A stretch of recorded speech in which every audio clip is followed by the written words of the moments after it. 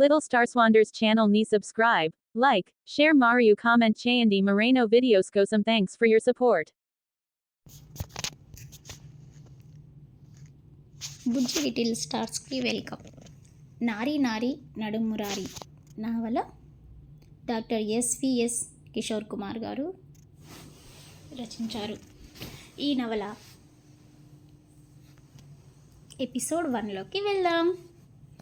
జీవితంలో ఒక్కోసారి కొన్ని తమాషాలు ఎదురవుతుంటాయి. ఎప్పుడో మన మనసులో దాగిన కొన్ని మధుర జ్ఞాపకాలు మన జీవితాంతం తోడుండేటట్లు చేస్తాయి.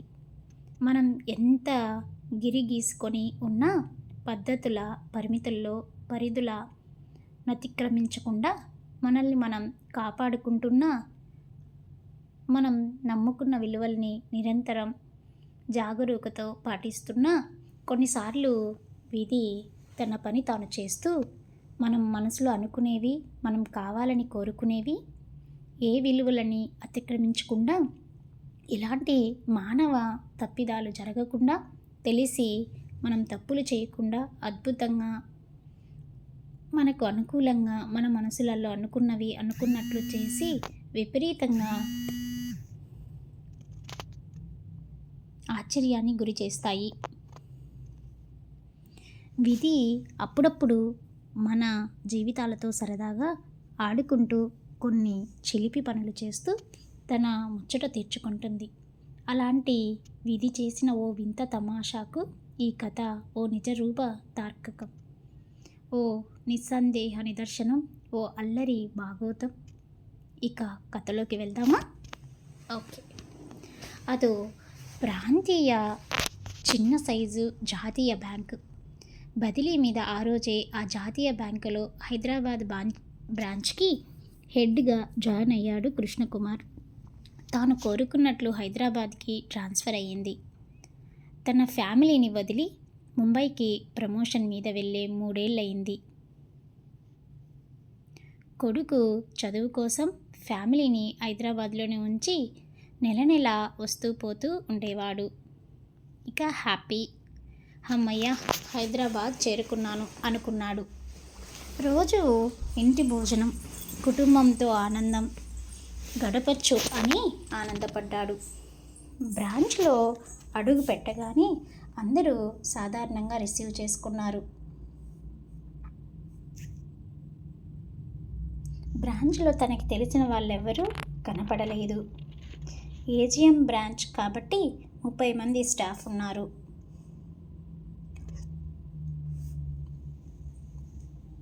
తన క్యాబిన్లోకి వెళ్ళి అటెండర్స్ రిజిస్టర్ తెప్పించుకున్నాడు. ఇవాళ 3 సెలవులో ఉన్నారు. సెలవులో ఉన్న వాళ్ళ పేర్లు చూశాడు కృష్ణకుమార్. విద్యావతి అన్న పేరు అతన్ని ఆకర్షించింది. ఆవిడ కాదు కదా అనుకున్నాడు. తమ బ్యాంకులో విద్యావతి అన్న పేరు ఒక్కరికే ఉందనుకునేవాడు ఎప్పుడు.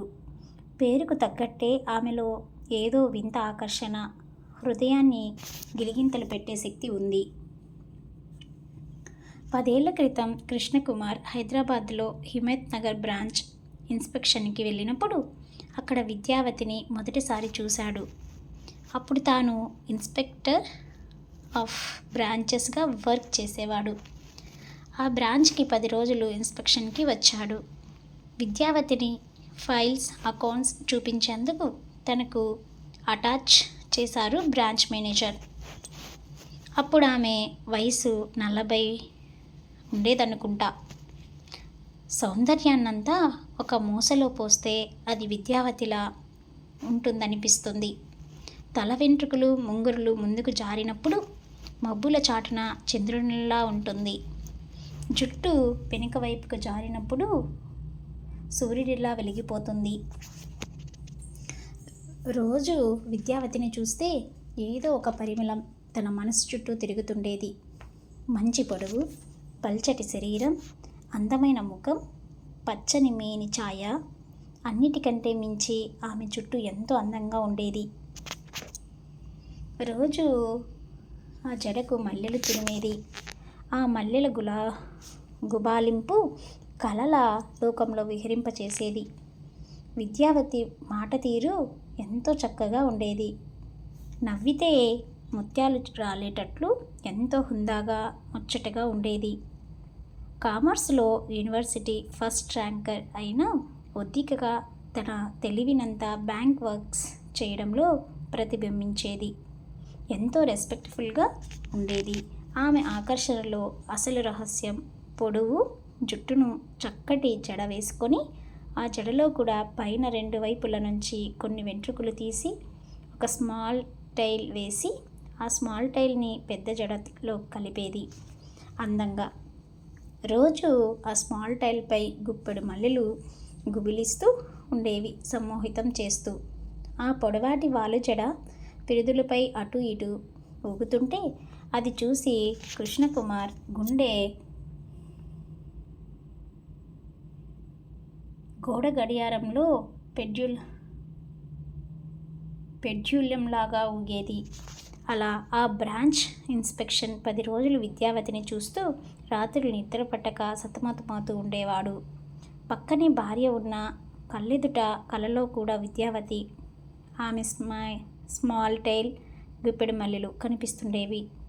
నిద్రలో ఆమె పేరు కలవరిస్తానేమోనని భయంగా ఉండేది కూడా. ఇన్ని రోజులు తర్వాత మళ్ళీ ఆ పేరు అటెండెన్స్లో చూశాడు. అందులోనూ తన బ్రాంచ్లో స్టాఫ్ విద్యావతి. ఇంకేముంది, రోజు ఆమె స్మాల్ టైల్ చూస్తూ ఉండొచ్చు. ఎలా ఉందో విద్యావతి అలానే ఉందా, లేక తనలో వయసు వల్ల మార్పు ఏమైనా వచ్చిందా? ఆమె గురించి ఎన్నో ఆలోచనలు ఆశగా మనసు చుట్టూ తిరుగుతున్నాయి. ఏదో తెలియని ఆనందం గుండె లోతుల్లో సుళ్ళు తిరుగుతుంది. సబ్ మేనేజర్ని పిలిచి అడిగాడు. ఇవాళ 3 లీవ్లో ఉన్నట్లు కనపడుతుంది. ఎప్పుడు వస్తారు వాళ్ళు? ఎంతవరకు లీవ్ పెట్టారు అని. విద్యావతి పేరు ఒక్కటే అడగకుండా లీవ్లో ఉన్న వాళ్ళందరినీ గురించి జనరల్గా అడిగినట్లు అడిగాడు అనుమానం రాకుండా. Rajyalakshmi madam maternity leave sir. Rajarao ఈ వీకెండ్ వరకు లీవ్ అని చెప్పాడు. విద్యావతి మేడం రేపు వస్తుంది సార్. సబ్ మేనేజర్ని కూర్చోమని ఒక్కొక్కరి గురించి అడిగాడు. బ్రాంచ్లో ఎవరెవరు బాగా వర్క్ చేస్తారు, ఎవరు కస్టమర్ సర్వీస్ బాగా చేస్తారు, ఇలా అందరి గురించి చెప్పమన్నాడు. ఒకరిద్దరు తప్పితే అందరూ బాగా వర్క్ చేసేవాళ్ళే సార్. అందరిలోకి విద్యావతి మేడం చాలా బాగా వర్క్ చేస్తుంది. తన పని తాను చూసుకొని వెళ్తుంటుంది అని చెప్పాడు. అందుకే ఆమెకు లోన్స్ మానిటరింగ్ అప్పచెప్పాము. అందరి నుంచి బకాయిలు చక్కగా వసూలు చేస్తుంది. మన బ్రాంచ్కి ఎక్కువ ఎన్పిఏలు లేకుండా చేస్తుంది ఆమె. మన బ్రాంచ్లో ఉన్న అతిపెద్ద లోన్ వీరేజ్ స్పిన్ టెక్స్ మానిటరింగ్ కూడా ఆవిడే చూస్తుంది. లోన్స్కు సంబంధించి అలర్ట్గా ఫాలో అప్ చేయడం, కట్టని వాయిదాలకు నోటీసులు ఇవ్వడం చాలా పర్ఫెక్ట్గా చేస్తుంది. మరి ఇంత కష్టపడుతుంది, తాను ప్రమోషన్ తీసుకోలేదా అని అడిగాడు ఆశ్చర్యంగా. లేదు సార్, తనకు ఇంట్రెస్ట్ లేదు. హైదరాబాద్లోనే ఉండాలని తన కోరిక. హస్బెండ్ జాతీయ బ్యాంక్లో chief manager, senior magistrate promotion మీద కరీంనగర్కి నెల క్రితం ట్రాన్స్ఫర్ అయ్యాడు. ఆమెకి 2 పిల్లలు. పిల్లల చదువు కోసం హైదరాబాద్లోనే ఉంది. 2 పిల్లలు ఇంజనీరింగ్ పూర్తి చేశారు. అబ్బాయి ముంబైలో జాబ్ చేస్తున్నాడు. అమ్మాయి పై చదువులకు అమెరికా వెళ్ళింది అంటూ చెప్తున్నాడు.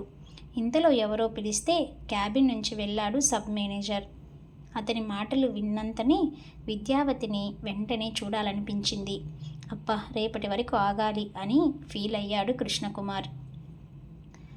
కృష్ణకుమార్ వయసు 52 ఏళ్ళుంటాయి. కానీ పొడవుగా, అందంగా, స్మార్ట్గా ఉంటాడు. జుట్టు రాలలేదు, కొంచెం నెరిసింది కాబట్టి వారం వారం కలర్ వేస్తాడు. అతడికి ఒక్కడే అబ్బాయి. బీటెక్ ఫైనల్ ఇయర్ చదువుతున్నాడు హైదరాబాద్లో. మొదటి రోజు బ్రాంచ్లో బిజీగా గడిచింది కృష్ణకుమారికి. అందులోనూ అది కోటి main branch, heavy business branch. అది ఎంతమంది కస్టమర్స్ ఉన్నారు ఆ బ్రాంచ్కి? 100 ఏళ్ల క్రితం పెట్టిన బ్రాంచ్ కాబట్టి రోజు అలా చాలామంది కస్టమర్స్ వస్తుంటారు. లోన్స్ చాలా ఇచ్చారు బ్రాంచ్లో. లోన్స్ డిపార్ట్మెంట్లోని 10 మంది స్టాఫ్ అన్నారు. విద్యావతి లోన్ మానిటరింగ్ చూస్తుంది. అంటే వాయిదాలు క్రమం తప్పకుండా కట్టించడం అన్నమాట.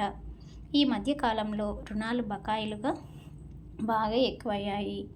అందుకే బ్యాంక్ స్టాఫ్ లోన్ కస్టమర్స్ వెంటబడుతూ ఉండాలి బకాయిలు వసూలు చేసేందుకు.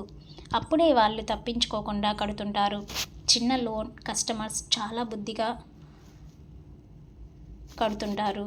లోన్ క్లోజ్ కాగానే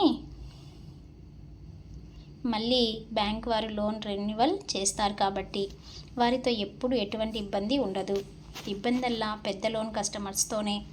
వారితో చాలా జాగ్రత్తగా డీల్ చేయాలి. ఈ మధ్య కాలంలో పెద్ద లోన్స్లో ఎక్కువ భాగం నిరుపయోగమైనవిగా మారడం వల్ల బ్యాంకులు చాలా నష్టాలు చవిచూడాల్సి వస్తుంది. అందుకు అసలు కారణం బ్యాంక్ సిబ్బందిలోని పై అధికారులు. కొందరు లంచాలకు అలవాటు పడి ఇష్టం వచ్చినట్లు రుణాలు మంజూరు చేయడం వల్లనే. అన్ని జాతీయ బ్యాంకులకు అది పెద్ద తలనొప్పిగా మారింది. అటువంటి వాళ్ళ వల్ల కొంతమంది బ్రాంచ్ మేనేజర్లు కూడా డిస్మిస్ అయ్యే ఇళ్లకు వెళ్ళారు. కొందరు సిబిఐ కేసులతో బాధపడుతున్నారు. ఆ అవమానం భరించలేక కొందరు ఆత్మహత్య కూడా చేసుకున్నారు. కొంతమంది బ్రాంచ్ మేనేజర్లపై అధికారులు, జోనల్ మేనేజర్లు చెప్పిన రికమెండేషన్స్తో రుణాలు మంజూరు చేస్తారు. అసలు ఆ రుణాలు ఇవ్వచ్చో ఇవ్వకూడదో కూడా ఆలోచించరు. మేనేజర్స్ చాలామందికి ప్రమోషన్ మీద మోజు ఉంటుంది. అందుకోసం తమ ఉద్యోగాలను, జీవితాలను కూడా పణంగా పెడతారు. వారి బలహీనతను ఆసరాగా చేసుకొని జోనల్ మేనేజర్ల చేత అవకతవకగా ఇలాంటి పనులు చేపిస్తారు. కృష్ణకుమార్ విద్యావతి ఎప్పుడు వస్తుందా అని రేపటి కోసం ఎదురు చూస్తున్నాడు. సో మీరు కూడా అలా వెయిట్ చేయాలి. తను వస్తే ఏంటి, వాళ్ళ ఫ్లాష్ బ్యాక్ ఏంటి అనేది నెక్స్ట్ ఎపిసోడ్లో చూద్దాం. Thanks for watching. Please subscribe my channel. ప్లేలిస్ట్లోకి వెళ్ళి మీరు మరిన్ని నావెల్స్ని చూడవచ్చు. అదేవిధంగా ఫన్నీ జోక్స్, చిన్నపిల్లలకి బెడ్ టైం స్టోరీస్ కూడా ఉంటాయి మా ఛానల్లో. సబ్స్క్రైబ్ చేసుకోండి. న్యూ వీడియోస్ కోసం పక్కనే ఉన్న బెల్ ఐకాన్ని క్లిక్ చేయండి. Thanks for watching. Little Star Swanders channel ni subscribe, like, share Mario comment Chayandi Moreno videos. Thanks for your support.